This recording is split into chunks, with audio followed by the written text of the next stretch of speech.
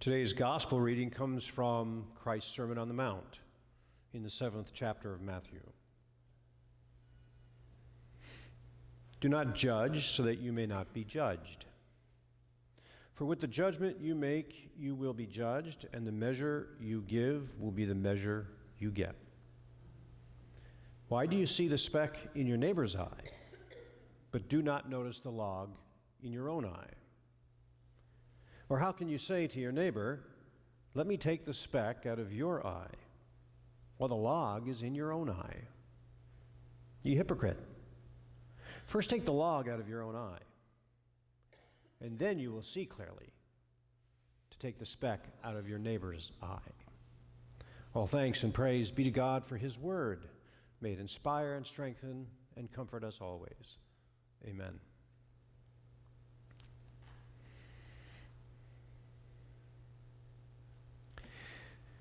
I began to feel the moral dilemma when the prosecuting attorney asked me this question this week.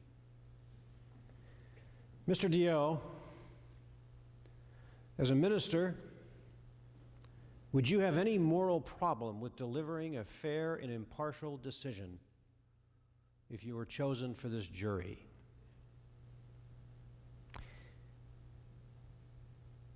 My first thought was, what? You mean unlike the judgmental nature of the question you just asked me? At first I felt offended. How does she know who I am? Why did she single me out as a minister who, compared to others, may not be able to render a fair judgment? But honestly, just not very much longer after that, it hit me. I had not thought about that yet. See, when you first get into that jury selection process, you get caught up in everything that's going on, and I'd never been in it before, so it was kind of interesting and weird at the same time. You start out in a big room in the courthouse, you watch a video about being a good juror. Then they start randomly dividing you. There's hundreds of people in the room. They start randomly dividing you by your juror numbers in squads of 40 to be specifically chosen to possibly serve on a jury if you get picked out of that 40. And boy, I tell you, wait till you see what's coming when you figure out how do they pick you. And someone told me, who was sitting next to me, hope that you get one of these first groups, because if you don't, you're sitting here the rest of the day.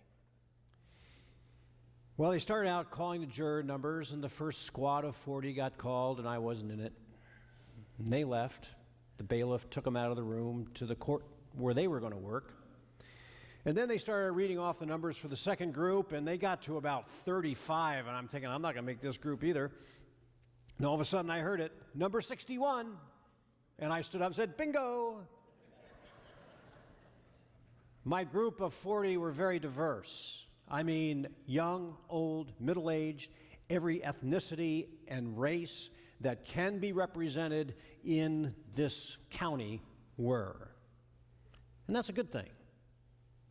They took us up to our courtroom, which, I don't know how they do it, but you walk in from the hall, which is a normal temperature. You walk into the courtroom, it's like walking into a refrigerator. And then you go through the process. The judge is going to ask 7 to 8 questions of every person there. 40 times you're going to hear the same questions and people's different answers. It takes forever.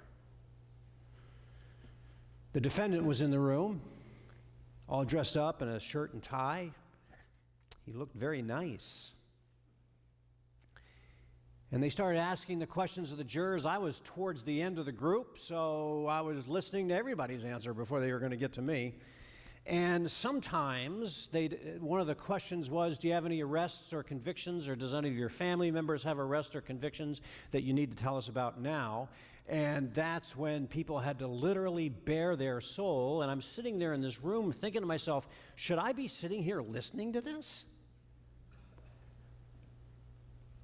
But the beefiest question they asked me was the one as to whether or not, being a minister, I could be fair and impartial. As I'm looking at the defendant in his nice purple shirt and tie, I'm thinking to myself, you know, if he did the crime, he certainly didn't look like that when he did it. If he didn't do the crime, I'd hate for a nice-looking guy to go like that to go to jail. And of course, that's how the defense wants you to think. And I think maybe that prosecuting attorney knew something about ministers. Maybe she knew that I had not yet thought about the moral dilemma I was soon to face. Do not judge, and you won't be judged. See, those aren't just words for me. That's a way of life. I was raised on those words. My father was a minister. I was raised on those words. My wife's parents were in the ministry. She was raised on those words. Our children were preachers' kids. We raised them on these words. And Presbyterians always do their best to take those words seriously. While I was still feeling offended by her question, I was not yet thinking about the reality, and I think she was a little smarter than I was. And so I answered the question, yes, I can be fair and impartial. I wondered if I sounded defensive. My wife would have told me I did sound defensive. But I wasn't lying, by the way. I have run countless Presbyterian meetings. There is no meeting that's a better example of running a meeting according to the rules. I know how to do this. I know how you sometimes have to move aside your emotions and get the meeting done. I do it better than most. So I wasn't lying. The 11th Presbyterian commandment is, thou shalt make good decisions in meetings. I know that law well. But like I said, the prosecuting attorney knew something about me that I wasn't thinking about at the moment. She perhaps had an inkling, based on maybe her experience, this millennial generation prosecuting attorney. Could be my daughter. But I think she knew that maybe I would be one of those persons sitting in the room who, because of who I am and what I do, might in fact have a very difficult time. Yes, I'd make the decision based on facts if I was put in that position. I have no doubt I wouldn't. But I would have to confront the fact that I was judging someone, that I was engaging in the very antithesis of what my life's narrative has been about. And I realize it doesn't matter what you're doing or what role you're in.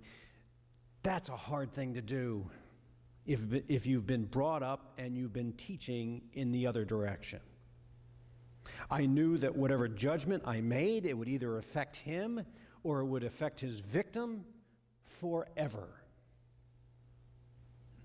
And the simple fact was, regardless of what my mind told me I could do, deep down in my very depth of being, I knew that I did not want to judge this man.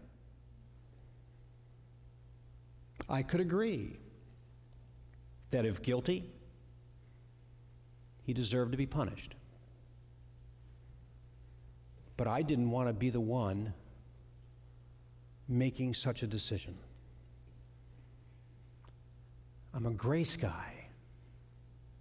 I've never been a judgment guy. This was an excruciating all-day process that we were in, this jury selection business, let me tell you. First, the judge had a battery of questions, but then both lawyers had a battery of questions as well. late in the afternoon before they were done, and then they dismiss you from the room because now they have to deliberate with the judge and pick their jury. Out of the 40 that originally started, only 4 got picked. That means late afternoon, that other group waiting all day downstairs is going to have to come up and go through that hours-long process. And I was so glad I wasn't in that group. But I was so relieved I had been dismissed. The judge said that although we weren't picked, we had in fact done our civic duty. I was glad to hear that. That's nice. I'm glad they didn't call me to go any further with it. My civic duty may have been completed.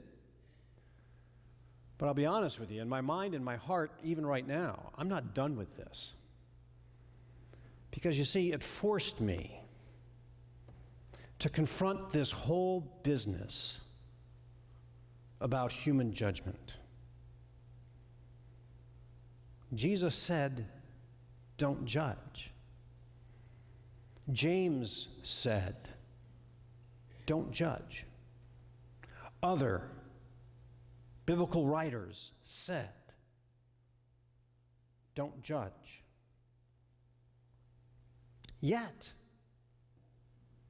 the very pillars of our democratic society require us at times to judge things. And even if we don't want to do that, it's our civic duty. The Greek word for judge is krino. That word is the word that was used in the New Testament passages when they tell us not to judge. And here's something you need to know about that Greek word krino. The word doesn't say or imply under certain circumstances. It simply means, in the Greek, the full meaning of it means don't judge. That means it's on us. That means that we've got to do the determining as to what the proper circumstances might be, if there are any proper circumstances whatsoever. Theologically speaking, and this is very much in line with Presbyterian theology, the fact that the world puts us in positions where we have to judge, where we have no choice, like I might have been if I'd had to go onto that jury. That's not evidence of anything going on that's in accordance with the teaching of Christ. That's evidence that we live in a broken world, and we have to try to navigate through it as best we can. And we're darned if we do and darned if we don't. That prosecuting attorney, I believe, knew my ethical dilemma. I can't know that for sure, but I'm betting she's the one who let me go. Because the other answers I gave, I think, would have been in favor of the defense, and they might have let me stay.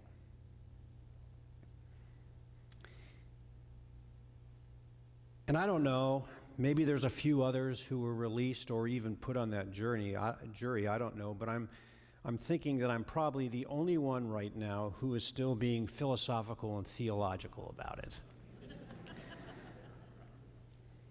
I'm not sure, because it didn't come. The moment wasn't mine. I'm not sure what dilemma I might have been in. But all I can say is,